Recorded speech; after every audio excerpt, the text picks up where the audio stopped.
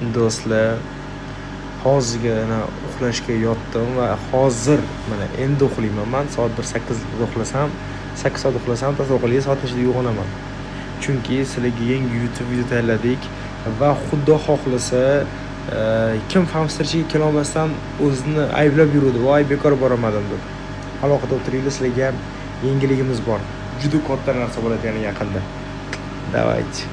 Aytgancha, xudo xolasa ertaga 16:00 da yangi YouTube video chiqadi. Aktiv bo'lib efirda bir 70 ming, 100 ming odam ko'rsa, Darknet 6sini bir haftaga qolmasdan tez chiqarib tashlayman. O'g'il bilan. No, agar sizlar aktiv qilishingizga bog'liq hammasi. Ata bo'lmasam cho'zaman deyman. Do'stlar, Darknet yangi qism bo'yicha